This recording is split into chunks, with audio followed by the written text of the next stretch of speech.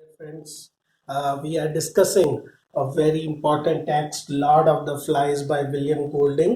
और अभी तक हमने देखा कि किस तरह से some boys are deserted on an island और वो सर्वाइवल की कोशिश कर रहे हैं।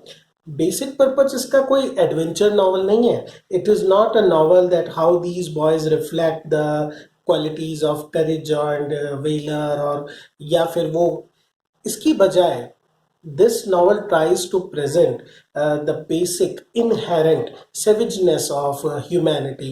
और इसके लिए हमने देखा कि दो बच्चे जो हैं, one is Ralph and other is Jack।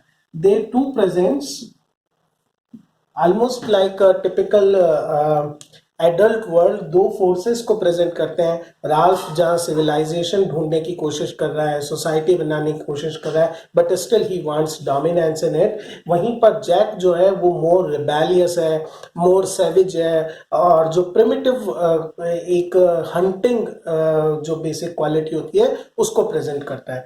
हमने देखा किस तरह से राल्फ को लीडर बनाया जाता है because he has that conch जिसको वो ब्लो करता है तो मीटिंग होती है। वी हैव सीन कि किस तरह से जैक जो है वो अपने ग्रुप के साथ हंटर्स का लीडर बनता है and they are trying to hunt it. और किस तरह से दोनों के बीच में फ्रॉम द वेरी बिगनिंग एक टाइप का लगातार एक टसल चलता रहता है। दोनों के अंदर एक राइवलरी है जहां पर जैक के मन में कहीं ना कहीं लीडर बनने का बहुत ज्यादा मन है। यहाँ पर अब स्टोरी को आगे बढ़ाते हैं। जैक और उसका जो ग्रुप है वो पिग्स को देखता है और जैक जो है वो उसको बाद जैक राल्फ को भी कहता है कि you should also try and take part in our hunting. उसके बाद राल्फ फर्स्ट टाइम एक पिग को वो स्टिक से कस के मारता है and he kills a boar. वो एक बोर को या एक लार्ज पिग को मार देता है and he also begin to celebrate. वो जो हमने देखा था लास्ट क्लास के अंदर एक टाइप का रिचुअलिस्टिक डांस, रिचुअल डांस होता है जो प्रिमिटिव ट्राइब्स के अंदर पाया जाता था। इसके अंदर after a particular occasion specially hunting वगैरह के बाद जितने भी ये ट्राइबल्स हुआ करते थे उसके चारों तरफ एक डांस किया करते हैं ऑन बेसिक रिदम। और वो सेक्रीफाइस जो एक तरह का उसको अपने गॉड को जो जिसके आशीर्वाद से उन्होंने किलिंग करी है उसको कुछ ना कुछ वो क्या करते हैं उसकी ऑल्टर के ऊपर डेडिकेट भी करते हैं। Similarly these boys first jokingly start करते हैं ये बात कहना कि हम लोगों को भी क्या करना चाहिए, हमारे इस गॉड को हमें ऑफरिंग देनी चाहिए अपने इस सेक्रीफाइजर जो पार्ट है उसमें। और उसके लिए देखिए किस तरह से इनका इनहेरेंट जो सेविजरी है वो निकल कर आती है।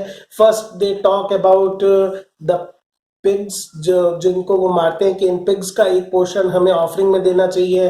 Then they begin to talk about some other things and even Roger जो उनमें से हंटर्स में से एक है वो ये सजेस्ट करता है कि क्यों ना जो लिटिल अंस हैं जो छोटे बच्चे हैं उनको हम क्या करें, उनका सेक्रीफाइस हम कर दें as an offering to the god of our hunting.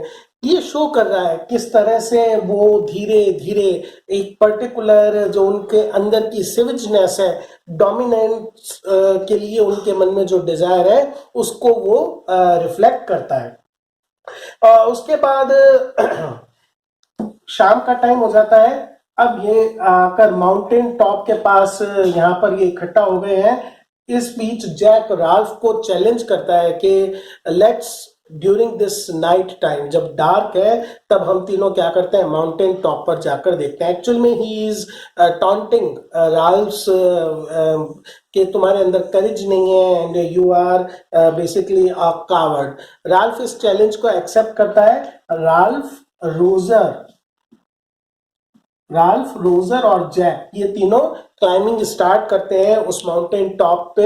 और जब मिड वे होते हैं तभी जो राल्फ है वो कह देता है sorry I can't go any further और I am feeling quite nervous, jittery feel कर रहा है वो।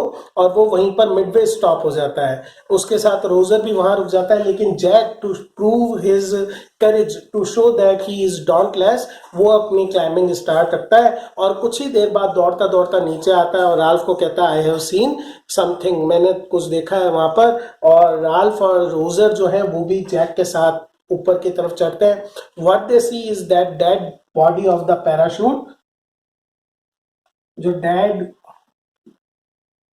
पैराशूटी है उसकी बॉडी वहां पर है। अब एक्चुअली में बिकॉज ऑफ विंड वो बॉडी जो अभी तक हैंग थी वो ऐसा लगता है कि मानो दैट पैराशूटियर इज सिटिंग, और अचानक बच्चों को ये देखकर ऐसा लगता है that it is not a dead body but rather the beast about which they have heard so much, और तीनों स्क्रीम करते हुए भागते हुए वहां से आ जाते हैं, नीचे आ जाते हैं। और उसके बाद जो ये तीनों बच्चे हैं आकर अपना जो एक्सपीरियंस है वो बाकी जनों को, बाकी बॉयज को बताते हैं। नाउ राल्फ जो है इस इंसिडेंट के बारे में कि किस तरह से उन्होंने एक बीस्ट लाइक क्रिएचर को बैठे हुए देखा था, वो ये सारी बातें पिगी को बताता है, लेकिन Piggy is not in this line. वो ये कहता है कि no, I am sure that you have mistaken something, beast type की कोई चीज नहीं हो सकती। और दूसरी तरफ जो जैक है वो ये बात कहता है कि there is no need to worry because मेरे जो हंटर्स हैं they will definitely kill the beast. और वो क्या करता है, जैक एक कॉन्च को ब्लो करता है, कॉल्स द मीटिंग, और इस मीटिंग के अंदर जैक कहता है कि I am not sure about leadership of Ralph, मुझे इस पर ट्रस्ट नहीं है, and I want that I should be the leader. तो राल्फ कहता है okay, if you think so then we should have voting. लेकिन कोई भी जना जैक के सपोर्ट में वोट नहीं करता है। जैक फील्स क्वाइट ह्यूमिलिएटेड, उसको ऐसा लगता है कि nobody is paying to his courage and valorous action, और वो वहां से पांव पटकता हुआ रोता हुआ वहां से चला जाता है। वहां पर वो कहता है कि मैं खुद का अपना एक अलग ग्रुप बनाऊंगा एंड ऑल आर इनवाइटेड, जो जो अपने आप को करेजियस फील करते हैं they can come and join me. इस बीच में जो पिग राल्फ ने कुछ समय पहले मारा था, उस पिग को लेकर सेलिब्रेशंस राल्फ स्टार्ट करता है और डांस करते हैं। जो लिटिल वंस होते हैं they sing and dance around the fire. कुछ देर बाद राल्फ को रियलाइज होता है that it is only he, Ralph, Piggy, Sam and Eric,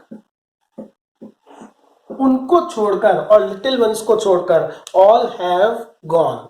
जितने भी जो हंटर्स थे, जितने भी बिगन्स थे, वो सब जा चुके हैं। Either they have joined the group of newly form by Jack. तो राल्फ को थोड़ा सा ये लगता है कि ये थोड़ा सा एक इस ग्रुप के अंदर डिवीजन जो है it's not a good omen, और उसको लगने लगता है कहीं ना कहीं कि Jack is basically creating risk a danger for him. अब दूसरी तरफ क्या होता है, जैक जो है वो अपने आप को हंटर्स के ग्रुप का चीफ डिक्लेयर कर देता है और वो कहता है कि our main target will be to kill the beast, और हम जो है जल्दी राल्फ और उसके ग्रुप को भी डेजर्ट कर देंगे। राल्फ और उसका जो ग्रुप, सॉरी जैक और उसका जो ग्रुप है वो एक सो को, फीमेल पिग को वो मारता है। और रोजर जो है वो ये कहता है कि we should offer the head to the beast. जो यही जो नाम है हमारे पास लॉर्ड ऑफ द फ्लाइज जो आता है निकलकर, वो इधर से ही आएगा। वो क्या करते हैं, वो उसको हेड उसका सो का काटते हैं और एक वुडन स्टंप पे, लकड़ी के डंडे पर उस हेड को अटकाकर और ग्राउंड में उसको फिक्स कर देते हैं, and they start kind of ritualistic dance once again. Now Simon is once again in his hidden place. वहां पर वो मेडिटेट कर रहा है। He start to feel thirsty, तेज प्यास उसको लगती है। एंड देन ही सॉ, तब उसको जाके नजर आता है कि जो एक्चुअली में जिसको ये बीस्ट समझ रहे थे वो बेसिकली क्या है, वो केवल एक पैराशूट की डेड पैराशूट है और उसकी बॉडी है। He realizes that it is actually not the beast, it is just a dead body, and he thinks that he should go and tell and inform all the other boys. लेकिन इसी बीच में उसको एक vision भी है, ये एक बहुत स्पेशल पार्ट है इसका। एक विजन इसको नजर आता है जो वो देख रहा होता है इन सब बच्चों को, किस तरह से उन्होंने सो को मारा है, हेड को करा है। उसको लगता है ये जो हेड है, the head is talking to him. और ये हेड क्या कह रहा है? I am, these are the most important lines of the novel. I am the beast. You knew,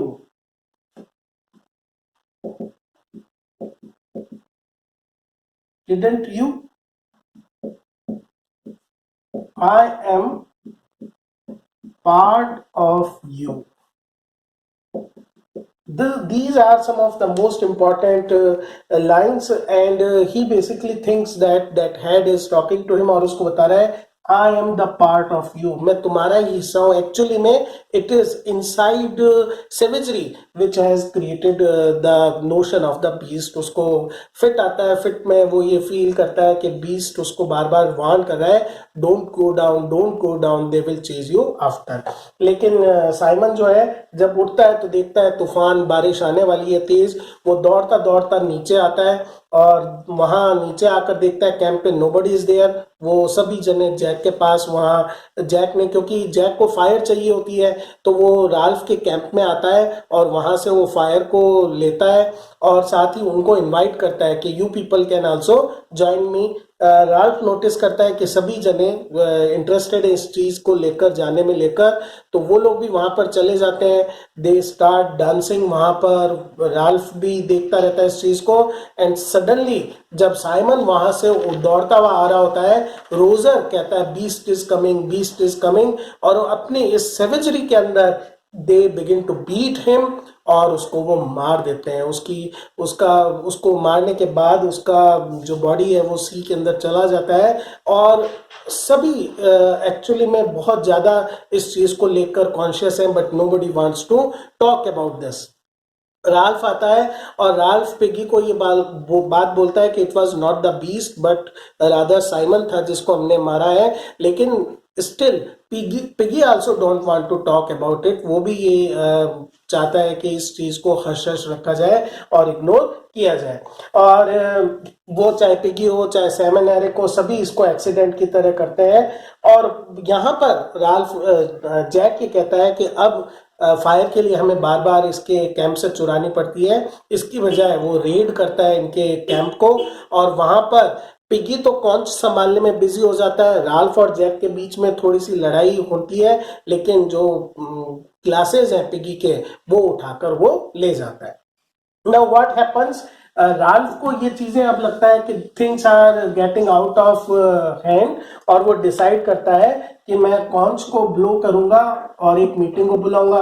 but he knows यहाँ पर तो कोई भी है नहीं, so he decides to go to the castle जहां पर पूरा जैक और उसका ये लोग रहते हैं। वहां कैसल में जाकर वो कॉन्च को ब्लो करता है तो जैक आता है। जैक तो नहीं है वहां पर, वहां रोजर है और रोजर उनके ऊपर स्टोन्स फेंकना शुरू कर देता है। इतने ही टाइम में वहां पर जैक हंटिंग पर जो गया हुआ था वो आ जाता है। राल्फ उस डिमांड करता है कि वो पिगी के ग्लासेस वापस करे।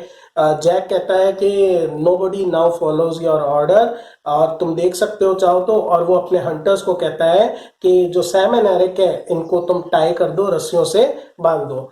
Ralph is astonished, surprise to see कि तुरंत ही सैम एंड एरिक को बांध दिया जाता है। और फिर ये बात बोलता है जैक कि नाउ यू कैन सी कि किस तरह से ये दो जो सारे लोग हैं ये मुझे फॉलो करते हैं, मेरा ऑर्डर फॉलो करते हैं, नॉट योर्स।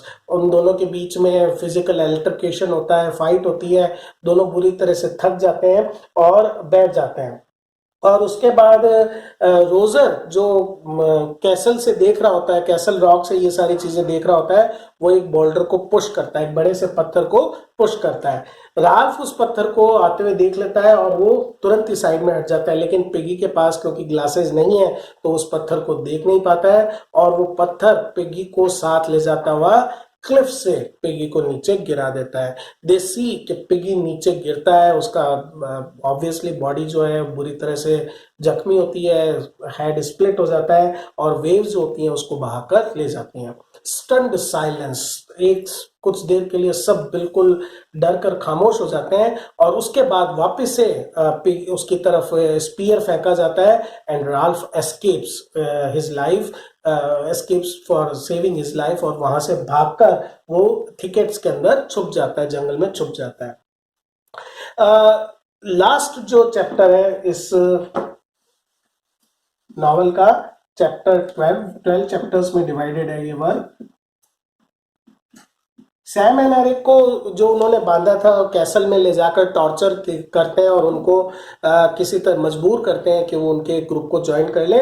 और उसके बाद नेक्स्ट डे सुबह सुबह जब राल्फ छुपकर देखता है कि क्या एक्टिविटीज हो रही है, जब वो सैम एंड एरिक को देखता है गार्ड करते हुए तो उनके पास आता है और रिक्वेस्ट करता है कि please help me. Sam and Eric कहते हैं कि we are not in condition to help you, और उसकी बजाय वो राल्फ उनसे इतना वो ये कहता है कि but they will Hunt you, पूरी टीम ने प्लान कर रखा है तुम्हें आज हंट करेंगे।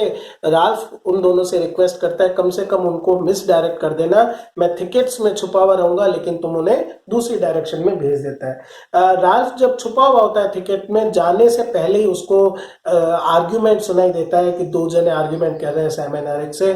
कुछ ही देर बाद वो पाता है कि पूरी थिकेट को सराउंड कर लिया गया है। ऑब्वियस है सैम एंड एरिक को टॉर्चर करके उसकी जो जगह है, हाइडिंग प्लेस है, वो पता कर ली गई है। पहले थिकेट्स के अंदर वो अप्रोड करते हैं अपने स्पीयर से जो भी उन्होंने बनाए हैं। सैम एंड एरिक उनको बताता है कि रोजर ने शार्प करा है एक पर्टिकुलर वुडन प्लैंक को, और जब नहीं होता है तो थिकेट को क्या कर देते हैं, it they set it on fire, आग लगा देते हैं। Now Ralph has no other option, उसको वहां से निकलकर भागना पड़ता है। जंगल में जैसे जैसे वो जाता है कि पूरा जो हंटर्स का ग्रुप है वो सराउंड करना शुरू कर देता है और उनका जो इंटेंशन है, this intention is particularly killing. अब यहाँ पर चेजिंग से ज्यादा किलिंग के अंदर उनको मजा आने लगा है। धीरे धीरे जो राल्फ है वो क्या होता जा रहा है, उसकी जगह कम होती जा रही है, वो आग लगाते हुए जा रहे हैं और फाइनली राल्फ क्या हो जाता है, बीच के ऊपर पहुंच जाता है जहां पर छुपने के लिए उसके पास कोई जगह नहीं है। यहाँ पर ही नाउ फील्स के there is nothing left for him, he is about to die, और अचानक तभी वो मुड़कर देखता है और क्या देखता है, there is a British navy officer standing there, और एक्चुअल में जो उन्होंने जंगल में आग लगाई हुई होती है उसके स्मोक को वो सिग्नल मानकर वहां पर आ जाता है। And he asks what is going on, और राल्फ बुरी तरह से रोने लग जाता है।